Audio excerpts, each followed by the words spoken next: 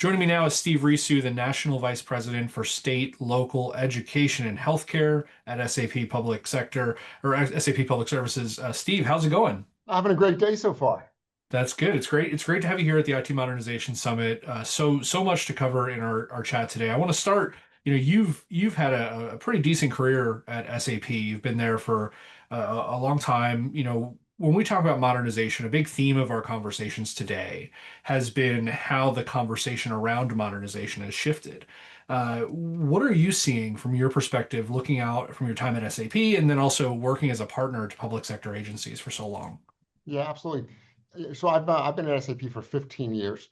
I've been in technology for about 25, a little over 25. And I think for me, I try and always seek context and be try and gain perspective from the things that are occurring around me. And so when I look at that 15-year journey at SAP, first supporting federal customers, now supporting state, local education and healthcare, I see a very proud 50-year-old IT company, which is rare. And there's a level of stability and maturity that comes along with that we take great pride in.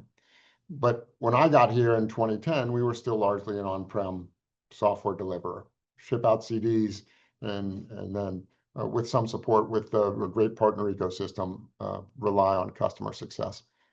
We started a series of acquisitions that I wish I could say that I was more perceptive to back in 2010, a younger version of myself.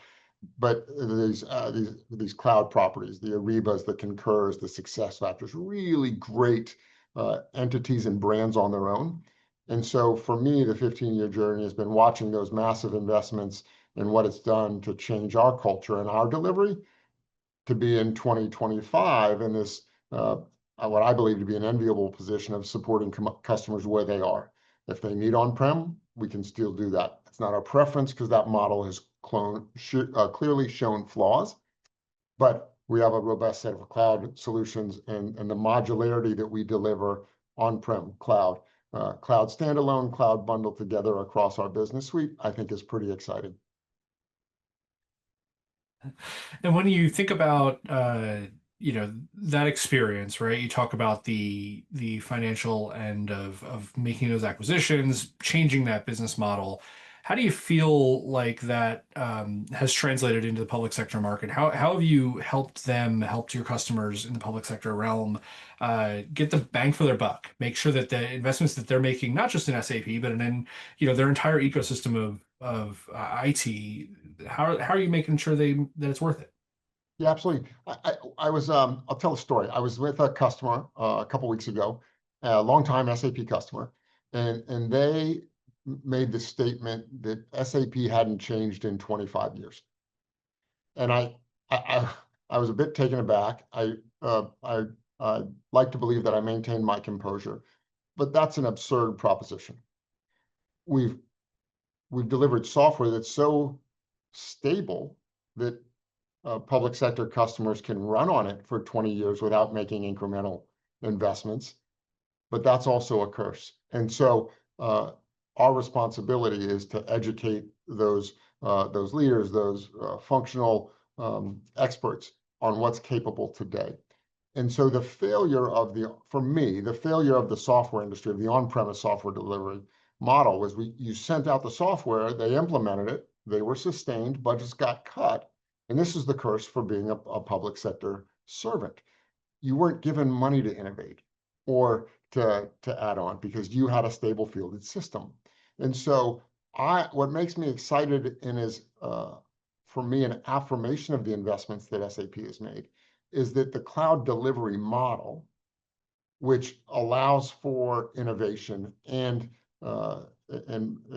improvements overnight, just like your Apple phone does, that is now possible. Now we've got to bring the people along with it. Right? The technology's been there; it's there today, but it's too cliche to say it's the people, but it's the people. Well, and right on that note, right, when we talk about those people, when we talk about bringing folks along on that journey and no secret to either of us, or probably to our audience here, that public sector has really struggled on that journey of change over the last couple decades. What are you hearing from your customers? What are you hearing from state and local folks and public sector folks across the board about sort of this transition and where they're at and what they need? Yeah, look, it's hard. The world, if I'm an optimist, the world's pretty messed up. It's not hard to look around a corner and then tuck your head back and say, oh no. But what I love about this, and what I think I found my calling, and there's work and there's a profession and then there's a calling. For me, I found my calling in helping public sector customers. And I've had a few bad days over the last 25 years, but I've loved every day. I think for me, it's the power of an individual to make a difference. And so when I think about the great projects, the great successes that I've had a front row seat for, it's the individual who enables that transformation. The customer who tells me that our software hasn't changed in 25 years, they're not they're not transforming. That's not their DNA. They got promoted by not doing it. That's a cultural dynamic. But what keeps me going and what I love is the people in the public sector, in state, local, and education. And and there's Anne, who's down in Florida right now, who recognizes that on her project, she's got to lead from the front. She's far more functional and technical than she should be as a leader, but that's what her organization needs. We had a customer in the Department of Defense. His name was Pat. He was extraordinary. And he brought the full team together because he realized it was going to take a team effort for them to be great.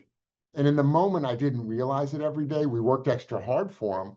It was his change of charter, his change of roles. He mentioned how intentional he was in that endeavor to bring everyone along and to deliver great outcomes. So, look, for me, the if it were easy, you would find the people that had the creativity and the drive. Everyone in public sector has drive, or they wouldn't be serving. It's tremendous every day to be surrounded by those people doing great work. Finding the people that can lead through all of the obstacles that are put in front of them by process, by budget constraints, by the rigor of the system and the checks and balances, that's that's where we can find gold. And we're finding that in all sectors of our business. There's a healthcare customer that's doing the same thing. That's what is compelling. And so I think for me, Jake, why I love this discussion with you is we just need to tell the story. Like, we need to get the news out because there is great stuff going on. And we make a choice every day whether we're going to embrace all the chaos and the frustration and the angst, or whether we're going to find that good news and give it our very, very best, collapse exhausted at the end of the day, and wake up the next day and start again. I want to pick up on that point. You talked about sort of what that passion, that drive, that those pieces that these public sector leaders need to have to drive this change. And it makes me think a lot about how industry's role in collaborating with government employees is a really unique one, right? I mean, you can in some cases move as fast or as slow as the people that you're working with.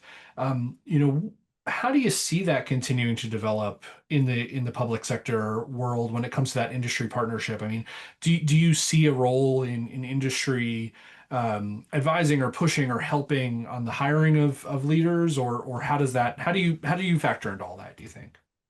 Well, I think there's 2 points that come to mind, and I want you to ensure I answer the nuance of the question.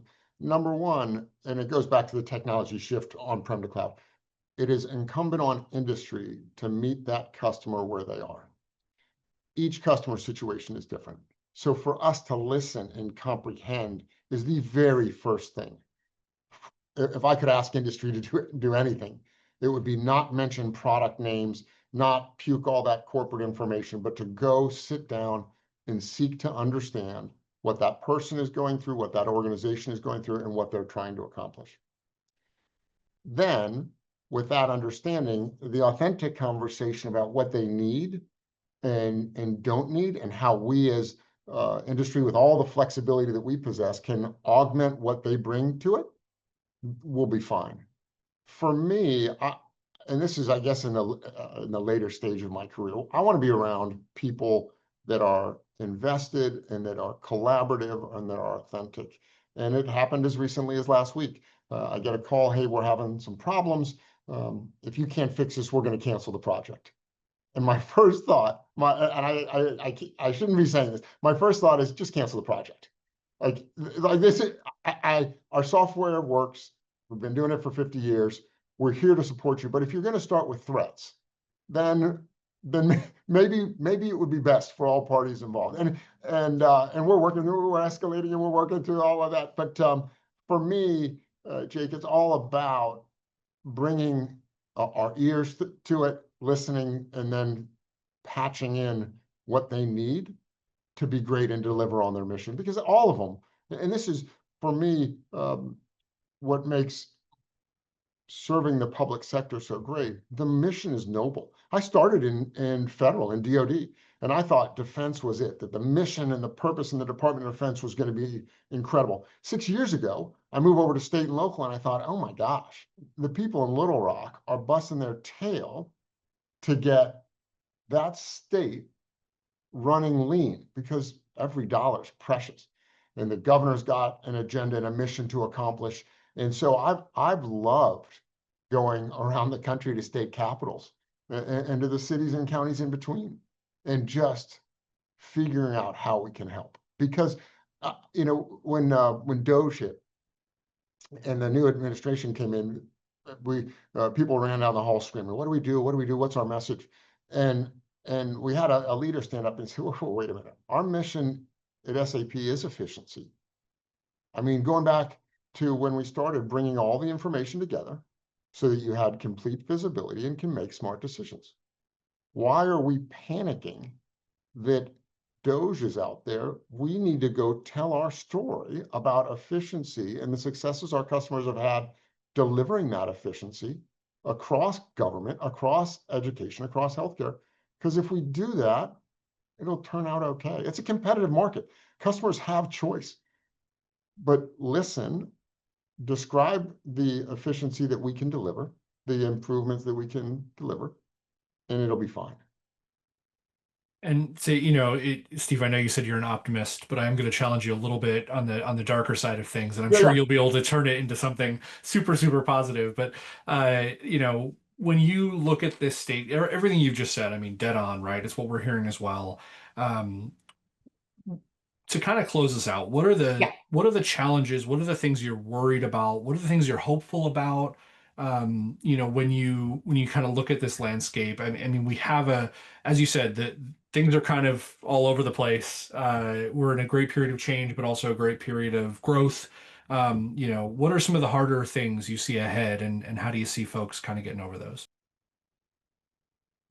For me, it is artificial intelligence. And I don't like saying that, because I want to be standing up in front and say, "Oh, AI is easy. Come to my company. We'll deliver great AI solutions. You just need to write us a check." But that's crap. I mean, that's just not reality. And so I think AI is hard in public sector for many reasons. Number one, it's a complex topic. Like, it's really hard, and we study it because it's in our DNA as a technology company. I am not envious of a state and local or education person who's got to ramp up and be conversationally proficient in that topic when they're getting bombarded with it. So I think number one, it spooks me because it's hard. Number two, it spooks me because the expectations are that it's there and you can just flip the switch. And so much of the dialogue right now in AI is with generative AI, but that's not the value. That's not the exclusive value it can deliver. The automation of expense receipts is kind of mundane, but when it works well and your expense report flows through and you didn't have to type stuff in, that's like the iPhone. It's great. And so the third part of it is this organizational dynamic I described earlier. If I have a customer who tells me that my software hasn't changed in 25 years, how do I even begin to talk with them about AI? And that I've got to sit back to the listening.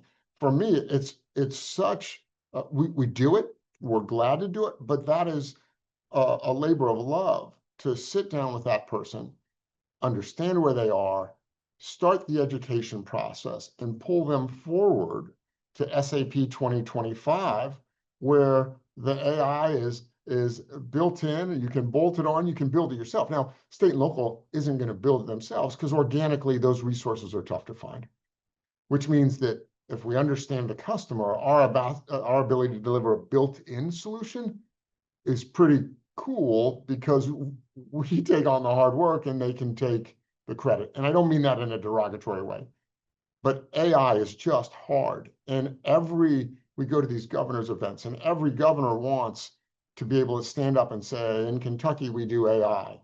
In North Carolina and Department of Transportation, we're leveraging AI. It takes time. If you haven't improved your user interface over 25 years, if you haven't delivered, if your data is still sitting in silos and you haven't delivered real-time reporting and analytics, it's bad technique to say to the customer, slow your roll. There's a lot we can do without really doing that, but AI is the one that makes me, I am proud to be where I am, but really on my toes for us to be great, to support the customer and not oversell. Because the hype is, oh, you want AI? That's this SKU. You give me this much money, and I'll give you that. That's just not reality. Steve, What scares you, Jake? You oh see it all. gosh, that's a whole other event, my friend. Steve, it is so good to chat with you. So good to hear your perspectives on these things, and I look forward to keeping the conversation going. Thanks for being with us today. Absolutely. Love the work you do. Thanks so much for having me. Thank you. And to our audience, stay tuned for more from today's IT Modernization Summit.